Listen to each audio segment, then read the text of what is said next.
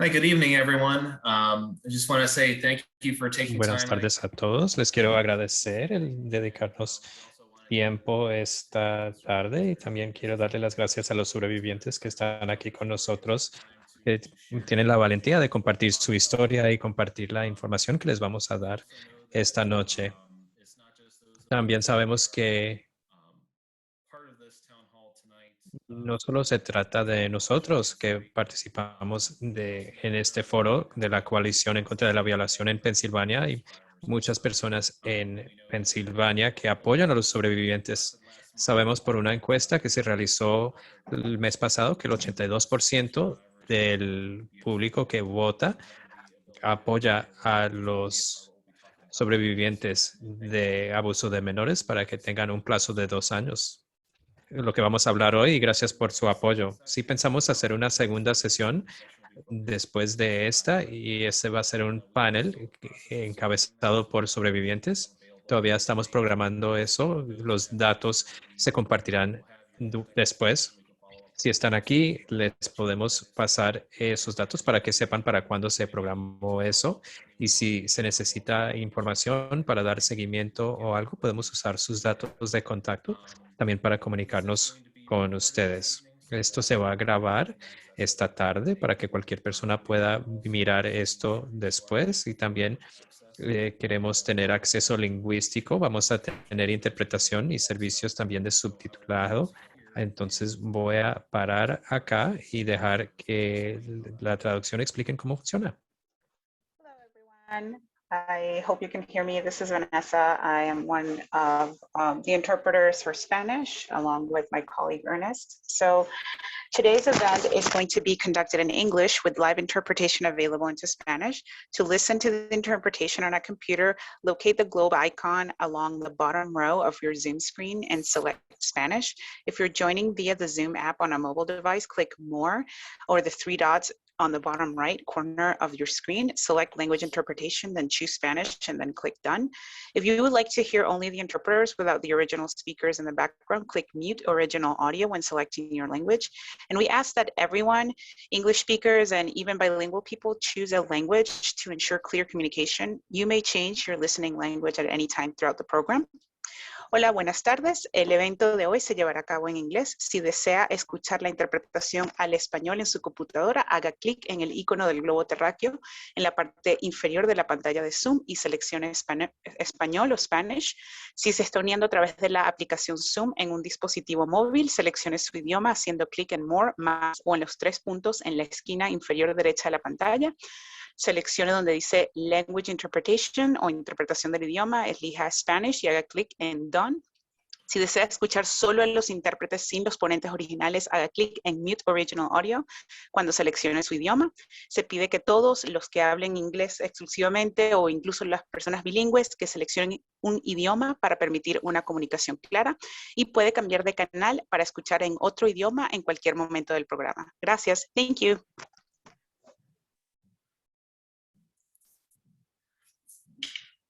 Thank you for that. And I apologize. Muchas gracias y discúlpenme, al principio tenía que haberme presentado. Soy Jim Wilshire, soy el director de política pública de la coalición en contra de la violación de Pensilvania. Es un placer presentarles nuestra moderadora y luego ella presenta a los panelistas. Quiero darles las gracias por su participación en este panel y gracias a Kristen por ser moderadora. Ella es abogada muy reconocida y es poderosa intercesora de los sobrevivientes y tiene largo historial como abogada en el movimiento Me Too, trabajando también con varios casos de abuso sexual para sobrevivientes que buscaban justicia a nivel civil. Ha trabajado en el condado Montgomery, trabajando sobrevivientes de distintas formas de abuso y maltrato.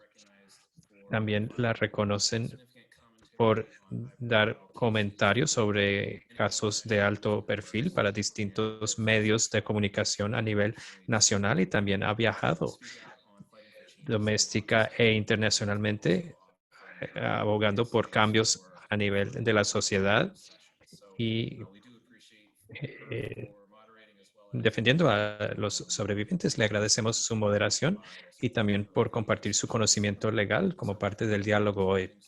Entonces le paso la palabra a Kristen y participaré después durante la sesión de preguntas. Gracias, Kristen. Gracias, Jim.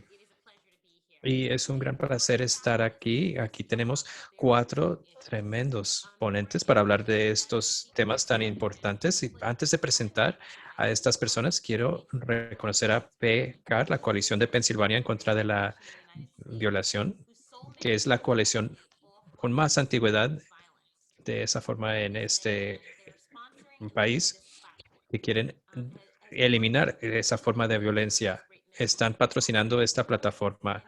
Lo que hacen es abogar a favor de los derechos y las necesidades de los sobrevivientes. Y quiero presentar a Jim, nuestro líder, planificador que nos motiva. Él dijo que él es el director de política pública y ha trabajado en pro de los de Pensilvania desde el 2004, cuando consiguió su maestría en política pública y un diploma de justicia. Se unió a PECAR en el 19 y ha estado trabajando desde entonces, desarrollando estrategias mediáticas y de política y creando lazos a organizaciones afines. También Adam Kulkowski, que es director de comunicación de PICAR, Amanda Scholl, que es especialista multimedia para PICAR y también para el Centro Nacional de Recursos, y los intérpretes que también se han esforzado para facilitar esto.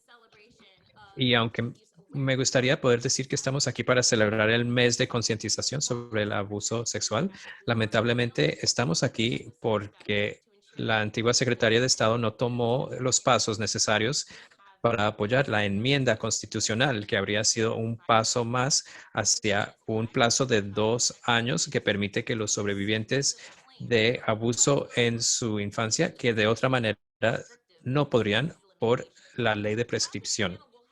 En este panel vamos a hablar de esa enmienda, de los pasos que nos llevaron a este punto, el tropiezo y los próximos pasos. También hay 3 sobrevivientes que van a compartir sus historias y vamos a responder a las preguntas después. Pero tengan en cuenta que esto puede ser desgastante emocionalmente. Si se sienten detonados o muy afectados por lo que se está hablando, pueden hablar con la línea de ayuda al 1-800-692-7445. 1-800-692-7445, o pueden pasar directamente a su página web para encontrar asesoría gratuita y confidencial. Y no olviden que esta sesión se va a grabar. Si se tienen que retirar por un momento, pero quieren escuchar luego, si pueden escuchar esto más tarde. Tomen el tiempo necesario. Por el momento quiero presentar a los tremendos panelistas que tenemos. Primero, y ellos también ayudaron con la planificación del evento.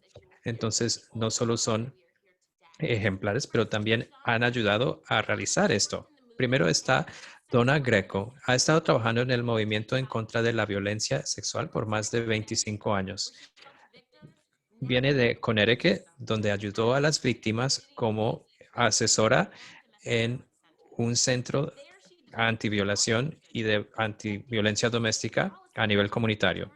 Ahí se interesó en cambiar las políticas para quitar los obstáculos y expandir las opciones para los sobrevivientes. Sacó maestría en trabajo social, especializando en organización comunitaria.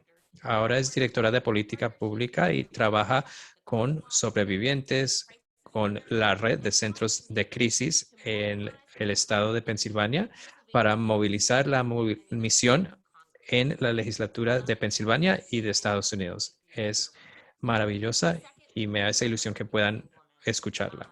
Luego viene otra mujer que es Erika Brosig. Ella es asesora y directora de el centro en los condados Cambria y Somerset. Lleva desde el 2003 con esta organización y tiene orgullo de ser asesora. Ella es especialista en tratamiento de trauma y especializa en cierta terapia y también da asesoría en ese ámbito. La seleccionaron como 25 integrantes del grupo de estudios en el del gobernador Wolf en la oficina de reforma que formuló un plan para que Pensilvania tome en cuenta el trauma. También sobrevivió a abuso sexual en su infancia de parte de un pediatra y ha canalizado esto para ayudar a los demás a encontrar la curación. Y aquí está otra persona, Lakeisha Anthony. Lakeisha proviene de Pensilvania y creó la organización VOICE, Victoria a pesar de experiencias de cobardía, una red de sobrevivientes y una organización que pretende darle voz a los individuos y quitar el estigma que muchas veces acarrea ser víctima de violencia sexual, violencia doméstica, violencia por pareja o cualquier otro acto de cobardía. Es especialista de capacitación en WARD, el Centro en contra de la Violencia Sexual de Filadelfia. Se ha dedicado en su carrera a empoderar a las personas, enfocándose en las mujeres, sobre todo las mujeres afroamericanas y las niñas jóvenes y cualquier persona que se encuentre impactado por la violencia sexual para encontrar su voz y llegar a su pleno potencial. Se recibió de la Universidad Punxsutawney y terminó en Harvard, un programa de educación ejecutiva. Ha recibido varios premios y el último premio fue del Consejo Municipal de Filadelfia. También en el 18 le dieron el premio Game Changer, el premio de PCAR. En el 18 la nombraron una mujer afroamericana histórica y entre otros premios, incluso uno de la Casa Blanca. Y último, pero no por ello menos importante, está Mike McDonald. Él se está recuperando de adicción y padece de depresión y PTSD, síndrome de estrés postraumático, como diagnosis, como sobreviviente de abuso por miembros del clero católico desde el 81. Ha sido sobreviviente y ha abogado en pro de la reforma de la ley de prescripción. Uno de sus abusadores del 81 recibió una pena estatal en el 20 por otro caso de abuso. Y es porque esa persona escuchó la historia de Mike en la radio y se presentó, denunció y logró que se encerrara este depredador. Actualmente es voluntario para la red de sobrevivientes en Filadelfia para los que han sufrido abuso a manos de los sacerdotes. Y padre de un adolescente y trabaja con individuos que tienen problemas de adicción y problemas psicológicos en el condado de Bucks. Va a asumir un nuevo papel como su director de comunicaciones. Ahora que presenté al panel, quiero empezar con Donna para hacer unos comentarios. Donna.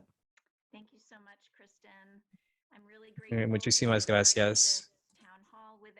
Agradezco mucho formar parte de este foro y agradezco que hayan hecho tiempo para estar aquí con nosotros en este diálogo. PCAR ha trabajado con sobrevivientes y centros de apoyo, además de personas que formulan política pública a lo largo de 15 años para reformar la ley de prescripción. Y hay tantos intercesores que han apoyado esta causa. Agradecemos esos esfuerzos y los queremos animar a seguir adelante a pesar de los obstáculos, incluso lo que mencionó Kristen, que se ve en el ambiente actual y las circunstancias que está influyendo en nuestro diálogo que tenemos hoy en día en Pensilvania. Sabemos que esta intercesoría a largo plazo pasa factura y los sobrevivientes han tenido que enfrentar el impacto de la trauma en su vida. Les damos las gracias. Gracias a los sobrevivientes que están aquí. Y para los que no han podido estar, pues han estado a la vanguardia de este movimiento y les agradecemos.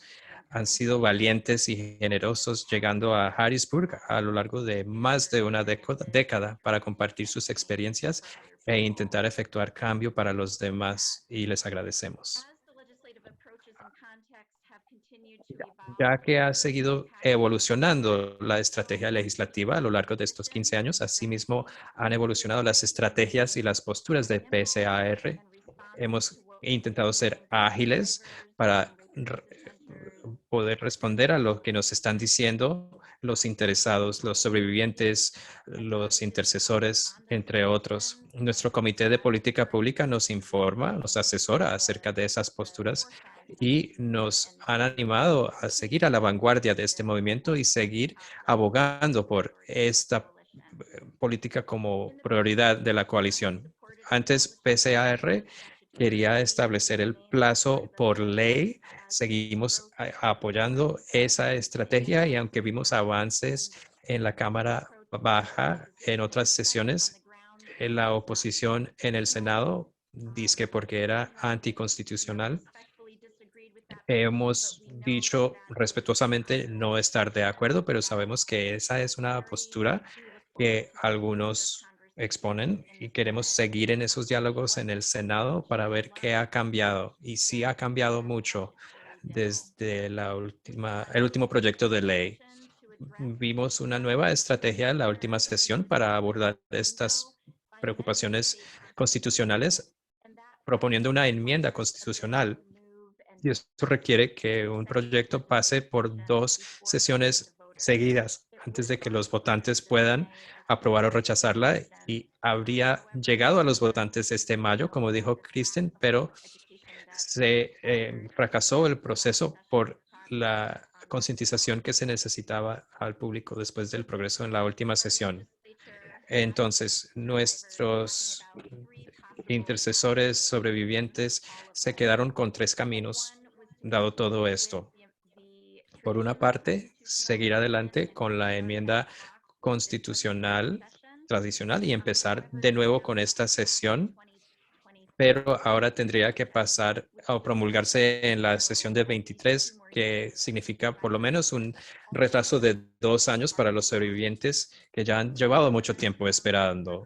Luego vimos algo de impulso y vimos el apoyo para una enmienda de emergencia de la Constitución y supimos que la emergencia la puede definir la legislatura y en ese diálogo hablamos pues de la emergencia que había surgido por este problema que surgió de la falta de concientización del Estado ante el público y la urgencia que seguíamos escuchando de los sobrevivientes que están viviendo con la secuela de este abuso infantil sexual mientras están sorteando la vida, mientras están esperando esta legislación y mientras tienen enfrente otro traspié brusco. Eso podría constituir una emergencia, pero vimos que eso no aguantaría cuestionamiento en los tribunales, entonces no vimos que esa enmienda se promulgó por cualquiera de las 2 cámaras. La tercera estrategia es el plazo de ley y cometer o emprender un doble camino por el momento. Entonces sí se avanzó la enmienda constitucional, entonces se tiene que representar en el 23 y ahora estamos viendo que de nuevo se está hablando de este plazo legal para ver si se puede realizar esto antes del 23 y sabemos que los sobrevivientes merecen eso. Thank you so much, Donna. Muchísimas gracias, Donna. Tienes toda la razón. Los sobrevivientes merecen esto. Ahora quiero tomar la oportunidad de pasar la palabra a Lakeisha, pero también quería hacer seguimiento de que la traducción en español también se va a enviar. Entonces, solo quería que estuvieran conscientes de esto. Lakeisha, bueno, quiero que hables un poco acerca de este tema, por favor. Buenas noches a todos y gracias por haberme invitado y gracias a PICAR y el resto de los panelistas por haber creado este espacio para que se escuchen las voces de los sobrevivientes y para que podamos recibir más información y comprensión en torno a lo que ocurre el día de hoy. Como dijo Kristen, yo soy sobreviviente de agresión sexual en la infancia y también en el campus durante mi vida universitaria. Y tuve la oportunidad de trabajar en torno a esta reforma junto con Michael y otros sobrevivientes para compartir. Tuvimos la oportunidad de hablar con el Senado y expresarles qué es lo que queríamos ver en este cambio. Y hemos estado luchando como familia juntos, uniendo nuestras voces para ayudar a la gente a entender, eh, para que entendieran qué es ser sobreviviente. Yo sufrí en silencio por años antes de poder hablar en público, siquiera hablar con mi familia inmediata en relación a esta experiencia que yo viví. Y dije esto para que supieran que debido a que estamos batallando por este plazo, es necesario porque a menudo los sobrevivientes no denuncian inmediatamente. Y quiero que la gente reconozca hoy que los sobrevivientes no pueden seguir esperando y no deberían tener que estar esperando para tener acceso a la justicia, acceso para hacer lo que necesitan. Y la justicia es diferente para todos, pero no debería haber un camino bloqueado para que los sobrevivientes logren obtener justicia. Y al final, yo trabajo como intercesora, he trabajado con WAR como educadora y todos nosotros estamos luchando junto con otras personas para asegurar que haya un camino hacia la justicia para los sobrevivientes y los estamos apoyando. Y también es que todos los sobrevivientes están siendo afectados por esto. Hemos escuchado y hemos visto mucho en torno a la Iglesia Católica y otros organismos que están interesados en lo que está pasando, pero al final esto no solo afecta a los sobrevivientes de abuso por parte de los clérigos, sino que también afecta a los sobrevivientes en todo el territorio de Pensilvania, independientemente de quién haya sido su agresor. Y queremos asegurar de proteger a las generaciones futuras también para que estos agresores ya no tengan acceso simplemente porque los estén solapando. Entonces, les imploro a todos que sigamos enviando este mensaje, que necesitamos este plazo y lo necesitamos ahora. Gracias. Gracias, Lakeisha. Estoy totalmente de acuerdo contigo. Este plazo no es solamente una voz, sino un mensaje a los agresores. Erika, quisiera pasarte la palabra para escuchar un poco lo que tienes que decir. Muchas gracias y gracias a Donna y a Lakeisha por compartir. Y me complace mucho estar aquí con todos ustedes esta noche, pues. Quería compartir un poco con ustedes acerca de algo que dijo Lakeisha, y es que los sobrevivientes realmente batallan para hacer una denuncia, y esta es una razón clave por la cual necesitamos esta ley. Creo que hay un gran malentendido en nuestra sociedad que si una persona agrede a un niño, ese niño va a pedir ayuda inmediatamente. Y desafortunadamente eso no es lo que pasa. Cuando ocurre un abuso en la infancia, ese niño, niña o niña generalmente no se siente seguro y los abusadores van a amenazar a esos niños o los obligan a mantener silencio de muchas maneras. Y de hecho, la edad promedio en que hacen una denuncia en torno a la agresión en la infancia es a los 52 años.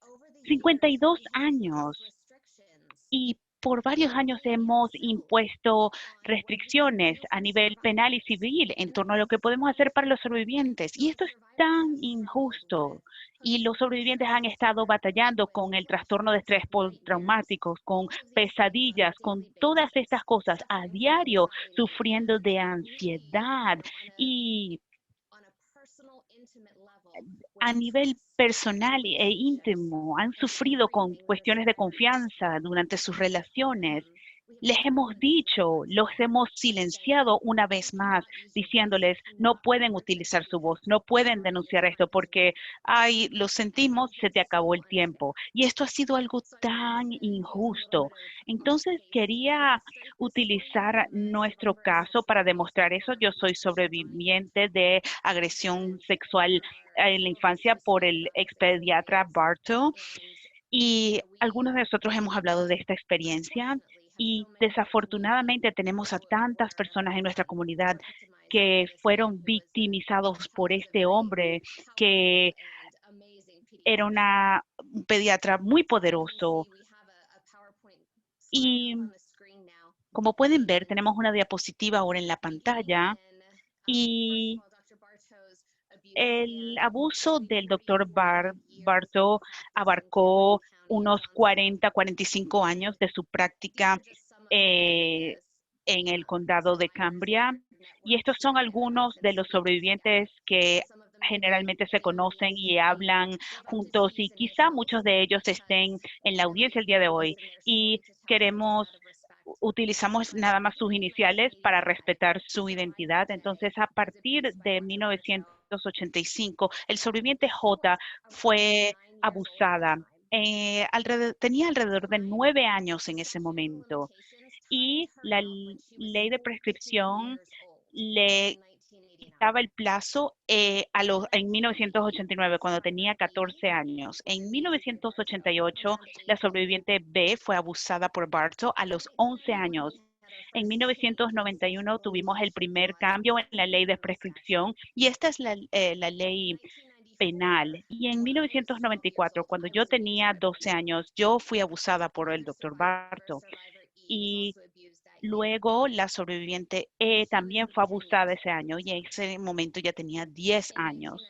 En 1995, la sobreviviente A fue abusada a los 10 años y en 1998, Barto fue acusado por primera vez por varias familias en nuestra comunidad. En 1999, la sobreviviente B se le acabó el plazo a los 23 años para denunciar. En el 2002, de hecho, déjenme retroceder, en 1998, Barto jamás fue enjuiciado porque tenía mucho poder en la comunidad.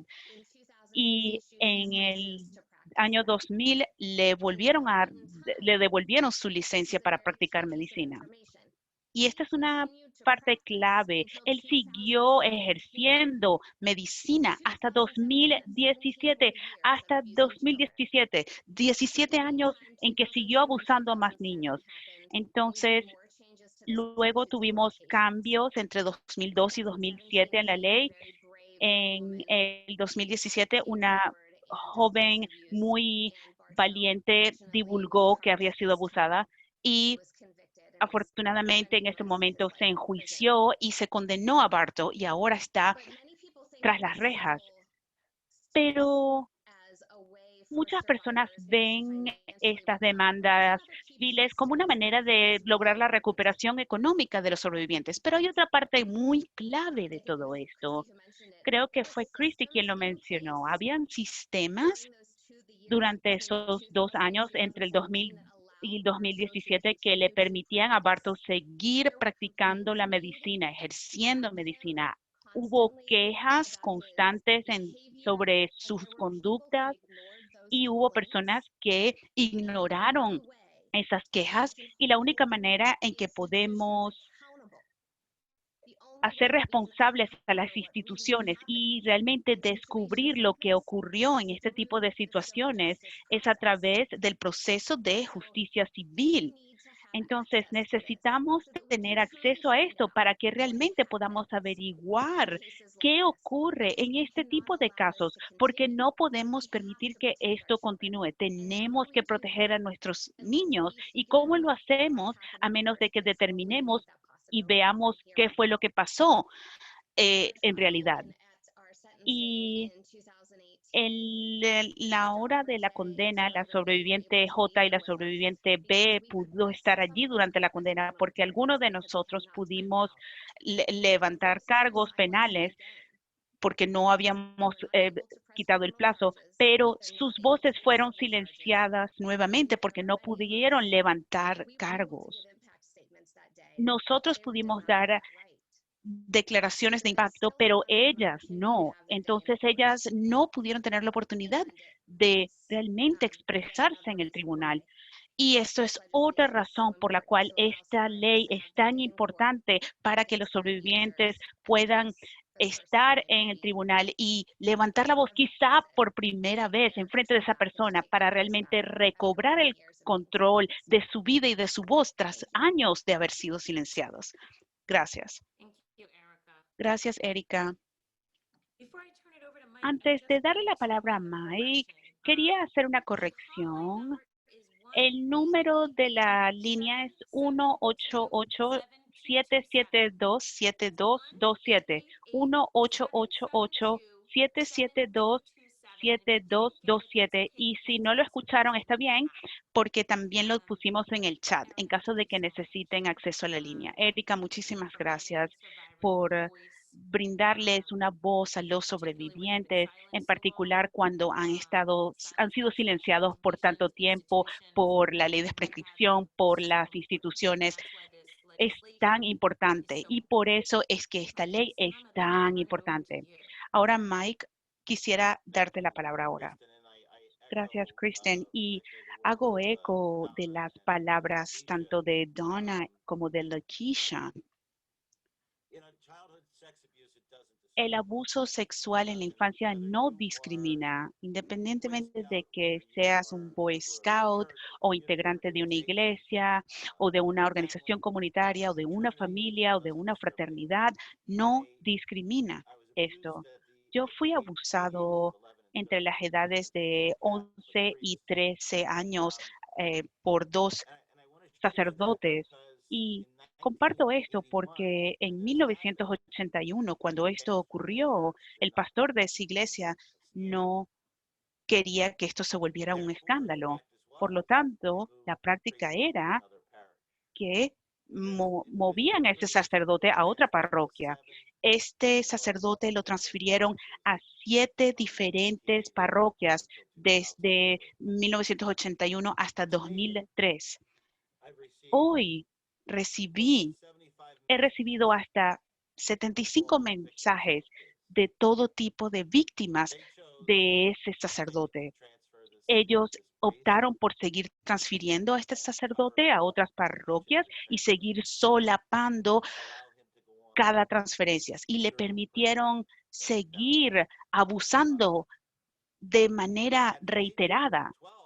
A los 12 años, yo tenía miedo de decirle a alguien. Yo no sabía nada acerca de la ley de prescripción. Pregúntenle a un niño de 12 años y también pregúntenle cuándo él o ella va a sentirse cómodos con respecto a una experiencia sexual que tuvieron con un sacerdote. Eso no va a pasar.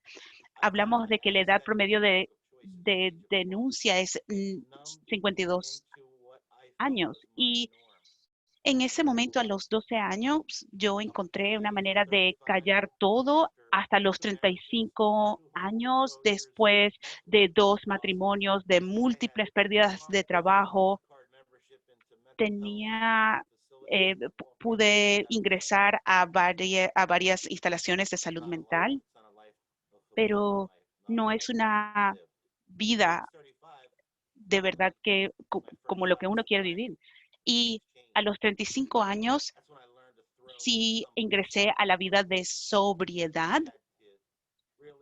y allí realmente tuve que descubrir y quitar esa culpa, ese dolor, esa vergüenza que sentí por tanto tiempo. Y los sobrevivientes han tenido que cargar con ese peso y yo muchas veces tuve que depender del Estado solo para rehacer mi vida.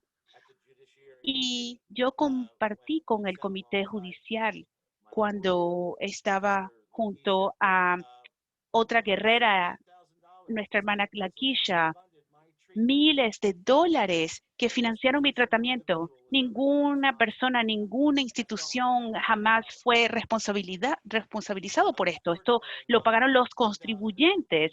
En 2018 tuve la fortuna, y esto fue después del informe, yo pude compartir mi historia con la prensa asociada y con Reuters, quienes propagaron la historia y yo pude nombrar a mi abusador. Y dijeron, bueno, yo pude decir la verdad de lo que ocurrió. 2 víctimas de uno de mis abusadores también denunciaron y dijeron que habían sido abusados por él por última vez en el 2002 y en el 2003 y que todavía estaban dentro del periodo de denuncia.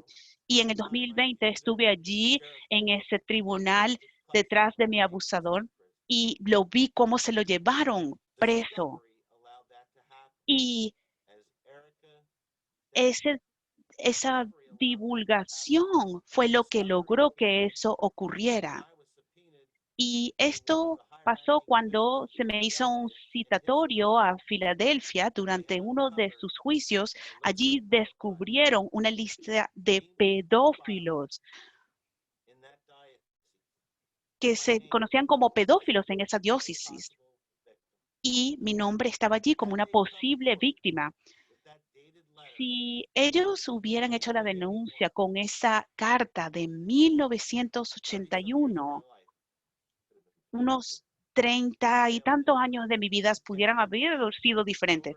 Me fallaron, pero nosotros no le podemos fallar a los niños. Tenemos que protegerlos y tenemos que darles a los sobrevivientes la oportunidad con este plazo legal para que se haga justicia, que se abran las puertas del tribunal para que todos y cada uno de los sobrevivientes puedan hacer su denuncia y empezar su sanación.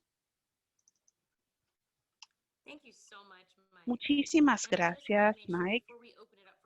Antes de que abramos a preguntas, quería informarles a todos que hay ayuda disponible para todos los sobrevivientes para encontrar su centro local contra la violación. Llamen a 1-888-772-7227 o vayan a www.pcar.org, pcar.org. Estos centros atienden a todos los adultos y niños, brindan asesoría 24 horas al día, 7 días a la semana, servicios para sobrevivientes, familiares, amigos, acompañamiento médico, intercesoría legal y referencias a otros servicios en su zona y educación para la prevención también. Entonces, para la primera pregunta, quiero tomar un momento para explicar qué significa esta ventana de resurgimiento o de reactivación. ¿Qué significa este periodo de reactivación? Y luego quisiera darle la palabra a alguno de nuestros sobrevivientes. Quizá Lakeisha podría comenzar contigo para que explique cuál sería el impacto. Entonces, este plazo de reactivación que lo hemos escuchado es básicamente, como dijo Erika, debido a la ley de prescripción, hay un periodo en el cual puedes hacer una denuncia legal en el ámbito civil. Si ese tiempo ha vencido, no puedes ya hacer esa denuncia o esa demanda. Y no importa si tienes todo tipo de pruebas.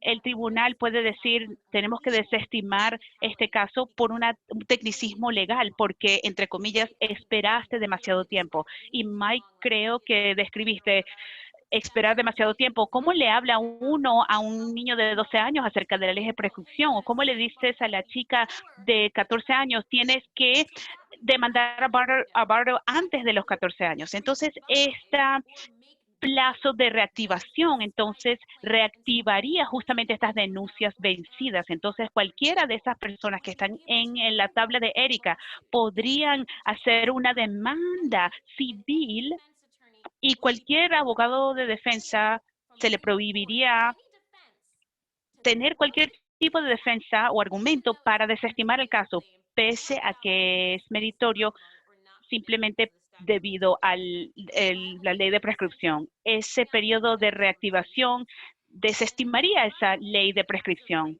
Y ese periodo de reactivación ahora aplicaría a los sobrevivientes de agresión sexual que fueron agredidos como niños. Entonces, si eres adulto y fuiste agredido, abusado sexualmente como niño, podrías reunir los requisitos si se abriera este plazo de reactivación. Y esto es lo que se ha estado impulsando a nivel legislativo. Y esperemos que en el futuro pudiéramos tener ese mismo plazo para los adultos, porque muchos de los retrasos y muchas de las cosas que dijo Erika afectan tanto a los adultos como a los niños. Entonces, esto es algo que estamos tratando de impulsar en el futuro. Y Lakeisha y Michael fueron esenciales para que se incluyera a más personas dentro de ese periodo. Pero Lakeisha, voy a pedirte por favor, quizá que nos des una breve respuesta acerca de qué significaría este periodo de activación, bien sea para ti o dentro de tu comunidad de sobrevivientes, a otros, ¿cómo los afectaría? Bueno, pues finalmente un plazo de reactivación les dará a los sobrevivientes acceso para poder buscar la justicia. Y como dije antes, la justicia tiene otro aspecto para cada sobreviviente, pero a muchos sobrevivientes les encantaría que se procesara a su abusador, pero no pudieron o no han podido por la ley de prescripción y puede que la única opción que les quede sería una demanda civil. Y cuando oímos hablar de demandas civiles, muchos piensan que es solo cuestión de dinero, pero no solo es cuestión de dinero, sino es para desmantelar estos sistemas, para revelar la verdad, para que se le escuche la voz a alguien en un espacio donde nunca se ha escuchado. Permite que los sobrevivientes compartan qué les pasó y enfrentarse con su abusador y que tengan que rendir cuentas en un tribunal de justicia. Y muchos han estado esperando el momento de hacer esto y logramos progreso en el 18 en Pensilvania y sí aplaudimos el progreso que se logró, pero faltaba un paso más que se tenía que tomar y pensábamos que íbamos bien encarrilados hacia eso hasta que surgieron ciertas cosas. Y ahora lo que están es esperando los sobrevivientes y no solo los sobrevivientes que han testificado ante el Senado, pero otros sobrevivientes en todo el estado que cada día nos llaman y nos preguntan, ¿cuándo puedo tomar acción? ¿Cuándo puedo ir a decir algo? ¿Cuándo me pueden atender? ¿Cuándo puedo ir al tribunal a enfrentarme con esta persona? Y no tenemos respuestas porque seguimos esperando. Gracias, Lakeisha. Por el momento quería incorporar a Jim por un momento para que él pueda explicar cómo todos pueden presentar preguntas. Jim, ¿te puedo pasar la palabra? Sí, gracias, Chrissy.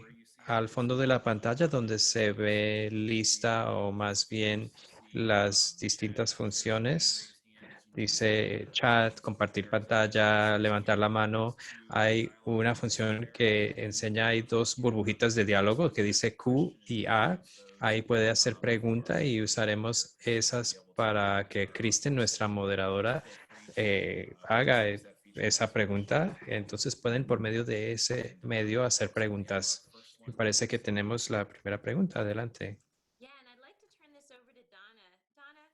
Bueno, y le quiero pasar la palabra a Donald. La primera pregunta es, antes, el Senado de Pensilvania se ha negado a promulgar un plazo de reactivación. ¿Qué posibilidades hay de que cambie esto ahora? ¿Nos puede explicar qué es un plazo de reactivación y qué posibilidades hay de que se cambie ahora? Gracias por la pregunta. Creo que sí es una pregunta importante, pues ya que vimos avances anoche y hoy con la Cámara Baja, con la ley o el proyecto de ley 951 que patrocinan los representantes Rossi y Gregory, que también han sobrevivido a abuso sexual de parte de miembros del clero. Vimos una enmienda vimos el avance de una enmienda en la Cámara Baja y ahora está pasando al Senado. Y de eso estamos hablando ahora con nuestros socios. Creo que es muy importante reconocer que entre el Senado y han dicho tener cierto compromiso con el doble camino para esta política del plazo de reactivación, pero también pues han surgido voces que cuestionan si esta política sería anticonstitucional. Entonces, aún así son opiniones importantes en el Senado y es importante comunicarnos con nuestros senadores y compartir nuestra postura al respecto, ser buenos, ser socios y ayudar a avanzar esta importante legislación. Cuando vimos antes que esto quedó estancado en el Senado la última vez que se intentó, pues nadie pudiera haber esperado este fracaso de la Secretaría de Estado. Eso lo debemos mencionar en el Senado, en nuestros diálogos, para ver si eso cambia las posturas, dada la actualidad de Pensilvania, lo que nos están comentando los sobrevivientes y también que se han publicado más análisis, incluso la de PCAR, acerca del carácter constitucional de este cambio propuesto. Hay ciertos factores ahora presentes que quizás no estaban hace unos años, que son tanto válidos como valiosos en este diálogo. Entonces, les quiero sugerir hablar con sus senadores, a tener esta conversación, y PCAR comparte cualquier recurso que les ayude con eso. También les quería señalar un meeting que vamos a tener en el Capitolio en Harrisburg, donde va a haber otros oradores. Están diciendo que es posible que nuestros aliados en el Senado podrían estar también, y ese es otro paso más que es importante para formar apoyo y ser buenos socios en esa Cámara para lograr esa legislación. Gracias. Sí, muy buena pregunta. Gracias por esa pregunta. Estamos hablando mucho del el fracaso del Departamento de Estado, del secretario de Estado. Donna, ¿puedes precisar qué fue ese fracaso? Pues puedo empezar para enmendar la Constitución estatal. El proyecto de ley tiene que promulgarse en 2 sesiones legislativas seguidas, y hay requisitos legales para asegurarnos de que al aprobar esos 2 proyectos de ley, cuando los votantes tengan que votar sobre eso, pues que se les concientice acerca del tema sobre el que van a votar. Entonces, se tiene que hacer programas de concientización del público, y hay normas que se tienen que observar por lo legal, y lamentablemente los las medidas de concientización que se tenían por ley que hacer después del progreso que vimos en el proyecto de ley 963, cuando se promulgó por los por las 2 cámaras. Eso también era del senador Gregory. El Departamento de Estado tenía que haber realizado esta campaña de concientización, y eso no se hizo. Entonces teníamos que reorganizarnos a ver qué podíamos hacer luego. Espero que con eso llegue al caso de la pregunta. Y si alguien más tiene alguna pregunta, yo también puedo abordar, pero creo que lo hiciste muy bien. Erika, te quiero pasar la palabra. Pues, ¿qué pensaste cuando oíste del fracaso del secretario de Estado, sobre todo pues en la fase inicial, y lo que te comentaron otros de la red de sobrevivientes? Pues la mayor emoción era pues que era otro golpe, porque era una vez más pues que retrocedimos. Pues sentimos que avanzamos tanto hasta estar ya a punto de la victoria, y otra vez tenemos que seguir luchando, y pues ya nos cansamos de luchar. Estamos batallando constantemente tan solo para que se nos escuche. Creo que todos tienen derecho a hacer que su voz se oiga, y eso es un derecho que han perdido tantas personas. Entonces, esa fue la opinión generalizada que escuché: desgaste, una sensación de derrota, y preguntar, bueno, ¿de aquí qué hacemos? Pero es bueno saber que hay múltiples caminos que se están explorando, pero también confusión, y de verdad nos preguntamos, ¿de aquí qué nos espera? ¿Qué va a pasar ahora? Entonces, entre más apoyo, más llamadas a los legisladores, más apoyo de las comunidades, pues sería tremendo tener eso. Thank you, Erica. And I couldn't agree with you more. Couldn't agree with you more. Sí, totalmente de acuerdo. Of course. ¿Puedo decir algo? Sí.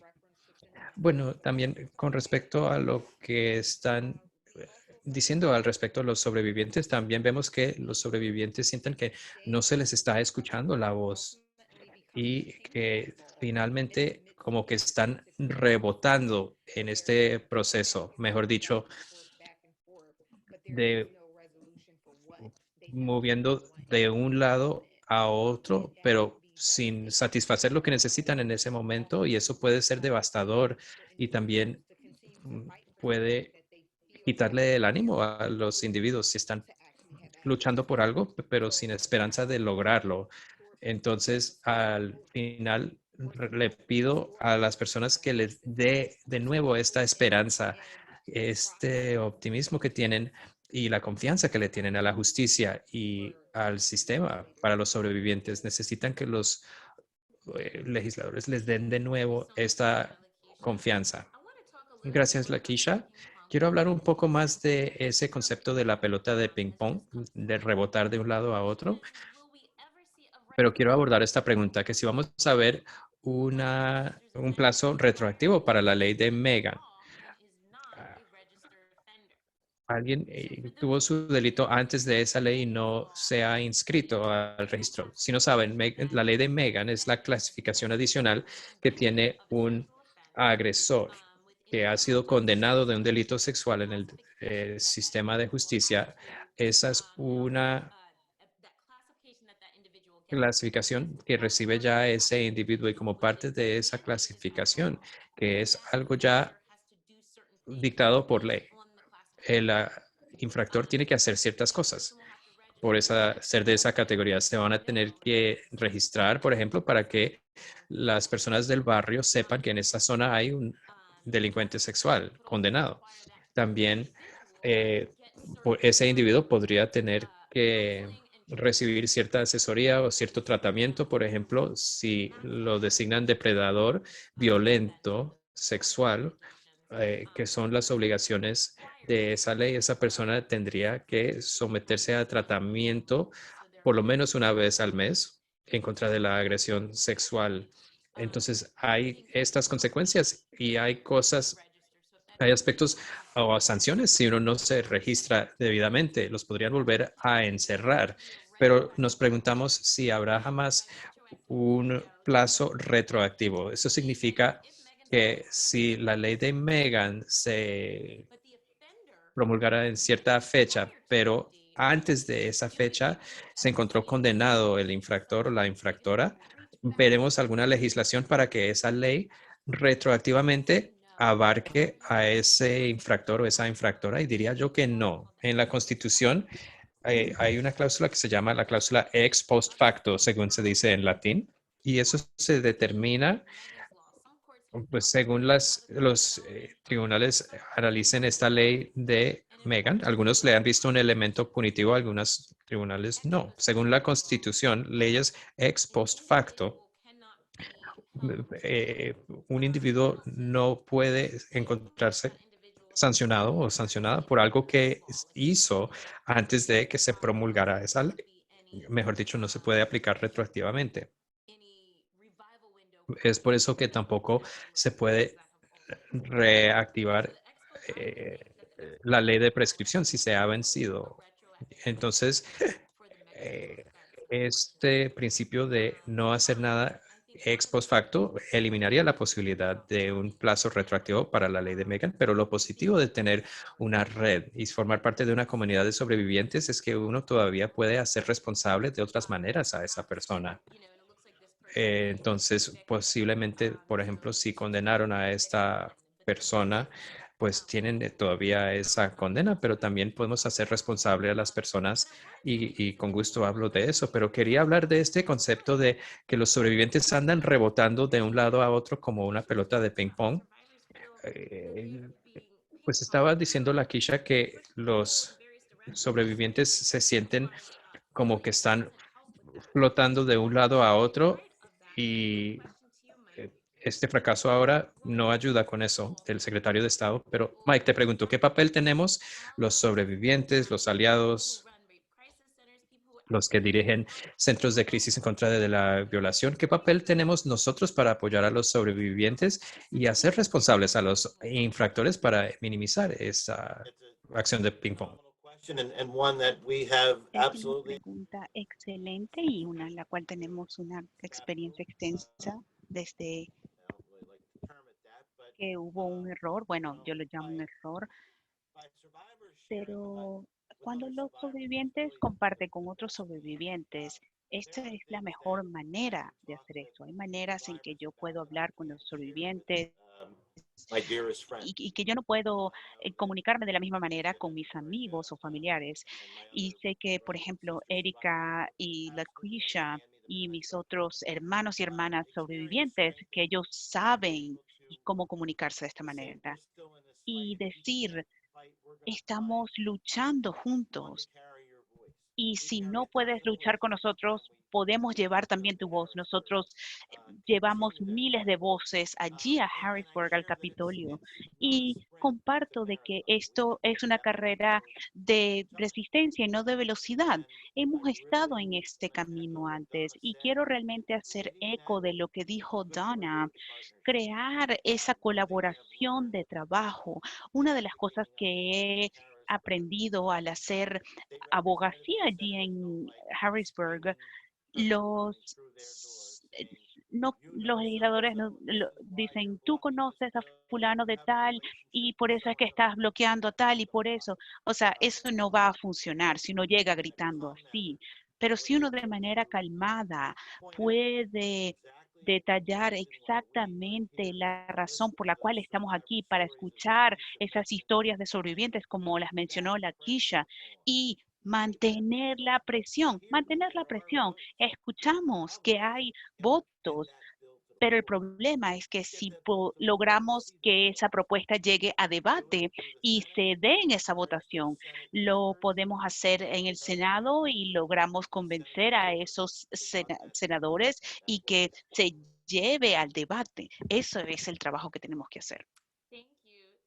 Gracias. Lakeisha, Erika, ¿querían agregar algo? Agregaría que las agencias y las organizaciones deben apoyar a los sobrevivientes y ayudar a amplificar sus voces durante estos momentos.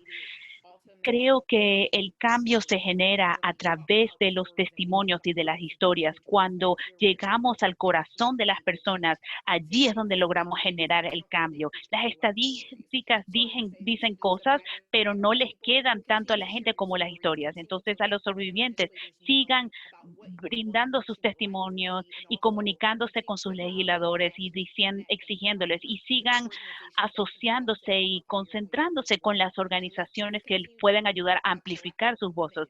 Y vamos a continuar en este movimiento colectivo.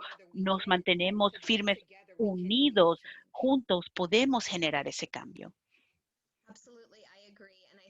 Claro que sí, estoy totalmente de acuerdo. Y a nuestros centros hermanos también, por favor, hablen con sus legisladores. Hemos establecido esas relaciones por varios años y ahora es el momento de utilizarlos y amplificar las voces de nuestra comunidad sobreviviente.